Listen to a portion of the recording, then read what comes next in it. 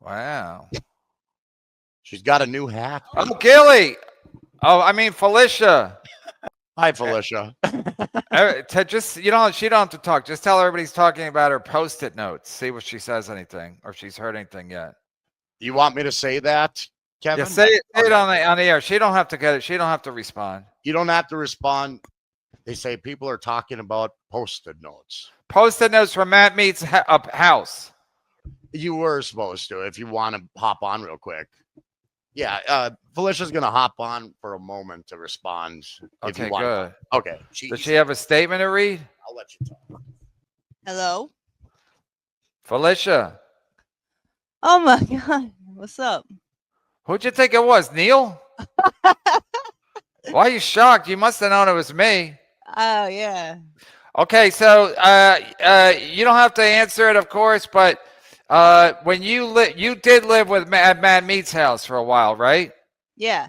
Okay, and he said at again, you don't have to answer. He said at one point he walked into your room because you were moving out soon, and he said you had a lot of post-it notes on the wall. Yeah. And he said he was a little concerned for himself, but that's because he knows MLC and he was drunk too, but he wasn't concerned. What do you mean he knows MLC? He knows how the show goes. He knows he's supposed to sensationalize. So he's sensationalizing it. Yeah, I got a post-it note right here. I got the I have them everywhere. And and he said they were like lined the wall, and there was a lot of stuff about take this guy out.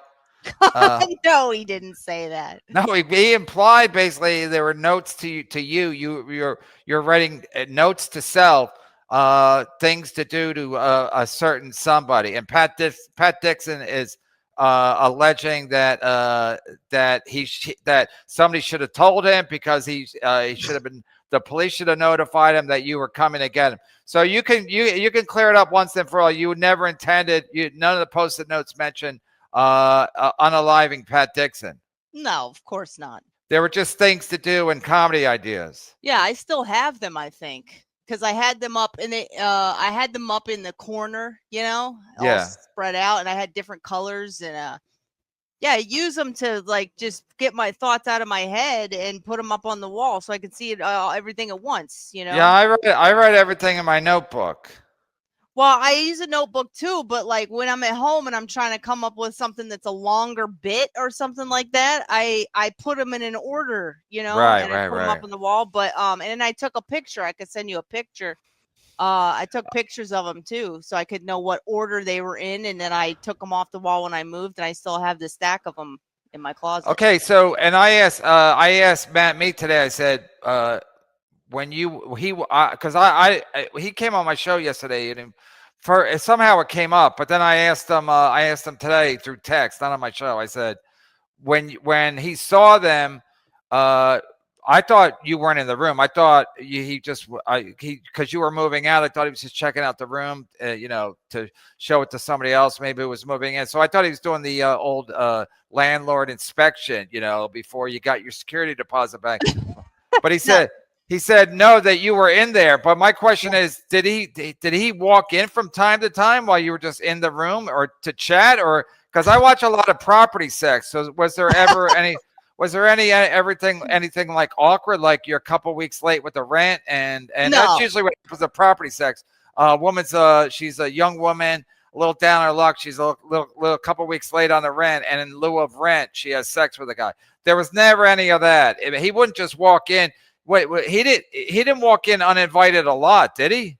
No, he told me he only once. The second time he knocked and I didn't answer and he left me alone. But the first time he came in and he said he was looking for his Crow DVD. He was like, I think I left it in the DVD player up there. So I'm like, yeah, sure, come in and check it out. And he was drunk, so he saw the post-it notes and he was like, what the f is this?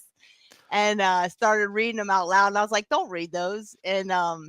And then he started texting me about them later, joking, making fun of me for doing that. After you had moved out?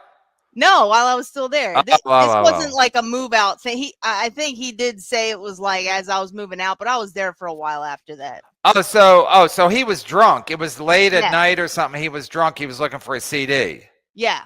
But it sounds like from the tone of it that he was actually maybe looking for something else. I mean, maybe, but it was nothing like that was on the table, really. Looking for someone's cooter, as Tukey calls it. Yeah, but if he had gone back up there later, he would have seen even more Post-it notes. Oh, I thought more cooter. Right. Okay, so the next time he tried to get up there, you just he knocked on the door and you ghosted him. Yeah, because we had just been playing Call of Duty downstairs. I was in the upstairs room, so we were just playing Call of Duty, and he was drinking, and I think I had a shot with him. I was like, I'll have one shot, and then we were playing video games, and then riffing and stuff like that, and then he came up, and then I just like went upstairs to go to bed, and he knocked on the door, and I was like, nah. So again, he might have been looking for cooter that night too, right? I don't know. That sounds like definitely a booty call. I mean, you're hanging out, and then you go to sleep, so he knocks on the door. I mean, that's kind of a weird landlord move. Yeah, but he was drunk too, and we that's when most guys make their awkward moves. Yeah, but I mean, it wasn't like he didn't do anything inappropriate or whatever. All right. I mean, he asked me out on his boat a couple of times. I couldn't make it. Oh yeah, he's got a boat. Yeah. He's got a boat, and Stansel has a kayak. Right. Seems about right because he's a little guy. All right, Gilly. Great. Listen. I know people are gonna have their way with these answers, but they make sense to me. And people are like, "Oh, you believe all women." I just believe all women. This is literally a super chat we just got. Only an idiot. I think she was talking to Carmix, but now they're going to say I'm an idiot I don't believe all women. If it makes sense, I mean, what am I going to say? It does make sense. That's again, I watch a lot of property sex. It all makes a lot of sense that he would be like, hey man, I'm looking for that Crow CD. And at least he didn't come in looking for rent, because then he's definitely going to try to fuck also you. Whenever Carmix and I noticed that we have a lot in common. So like after like the fifth huge thing that we had in common, I was like, I got to start writing this down. So we were actually in this room. I started putting Post-it notes in a line on the wall, writing down everything that we had in common, because sometimes I can't hold it all in my head. So yeah. Plus, if you don't write it down, you'll forget about it. Exactly. I mean, that happens to everybody. I mean, I've heard enough stories where like guys who are musicians, they wake up and they whatever, they have a song in their head, they write it down immediately or whatever, because otherwise they'll forget it. But I used to forget shit all the time, or I'd be like, oh, I'll remember it. And then when I get home, like if I jump on the train coming up from a comedy club, I'll be like, I remember it. And then I was like, what was that idea? I don't know how many times that happened to me where I'd just get furious. So then I just end up writing everything on a cocktail napkin, whatever, at the Comedy Cellar or any comedy club. But then I have all these napkins in my pocket, and none of the bits ever went anywhere. So you can't win. Anyway, that makes sense. So the first time he came in, he was drunk. So he didn't really say that. But again, he has a drinking problem. I mean, he literally went both times. Yeah. He literally went to jail for being an alcoholic. That's a fact. The only time he ever really talked to me in person was when he was drinking. Oh, that sounds about right for a guy.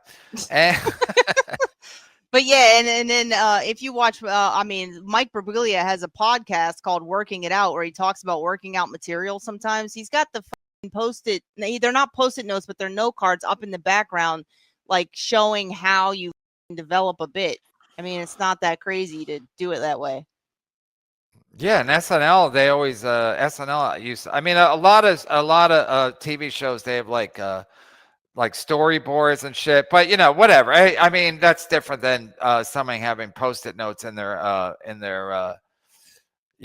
whatever. Yeah, but that's the room I was living in. I was only there for like 3 months. I was there over the summer. So no, but I mean, listen, I'm saying it makes sense, since you're a comic. It makes sense that you had a Post-it notes. I never kept them on a wall. Sometimes I would use Post-it notes. I would write a Post-it note, and then I would put it in my notebook or whatever. But it makes sense that he's drunk, and that he you're right. If he comes on MLC and he has a juicy story, then Yeah, if he's coming on MLC, he's like, oh yeah, and then of course my abuser is gonna try to twist it because. And by the way, listen, there's audio of him physically assaulting me. It's out there. I don't know if everybody's heard it, but it's like there's proof that he is violent. He physically assaulted me, and it's on the audio recording. It's out there. So there's a TV show where he beats up Gino Bisconte. Right. We don't need audio. We got video evidence. He's a violent. He's prone to violence. He is. And I mean, I know the rest is hearsay, but there is a woman out there who told both me and Gino Bisconte separately the same story. He open hand slapped her during sex. That's hearsay, but Gino actually talked about it publicly before I did. None of us are connected. It's just like a person who's absolutely pathetic trying to make me look crazy when I'm not crazy at all. So, and he is on pills. He's got a pill problem. I was there. I witnessed it in person. So that's just how it is. Where's he get the pills from? He gets them prescribed. He gets the highest legal dosage you can get of Adderall. That was when I dated him. That was the case. You can buy him online because doesn't he run out if he's taking too much? He would get him. Yeah, he runs out, and then he would sometimes get them from Compound Media. I saw him get paid for shows in pills. He bought them off of his contacts, like other people who have the prescription and want to, it's just like that's what addicts do. They use it up, they run out, and they go buy it. So I saw all that shit. Which time? The first time or the second time? I don't know what you're talking about. I saw it multiple times. No, I'm saying you dated him twice. Both times you saw it? Yeah. No, not when I was like 20. I didn't see it. Saw it later, but yeah, both times. Okay, I don't know if he's well, he did 2 shows and they're both titled on Playboy right now. They're both titled Ramblings of a Psychopath. Right. And yeah, that's his MO. It's been his MO since the beginning. Yeah, so I guess he's talking about you, Ramblings of a Psychopath. And I guess he's done, but he did 7 hours. Of course, he's going to use that opportunity to make it sound like, that I'm a psychopath. I mean, maybe if he workshopped material, he would have some post-it notes up there, but yeah, but no one's going to book him. That's true. He has burned a lot of bridges. And that's funny because that used to be the name of my show. Yep, but no, I'm not a psychopath at all. Okay. One last thing from me. Yeah. When you told somebody to lawyer up, were you just kidding or were you serious? I was serious. And who should specifically lawyer up? Can you say his name? I guess we'll find out, bitch. Let's go, bitch. Let's go. All right. Great job, Gilly.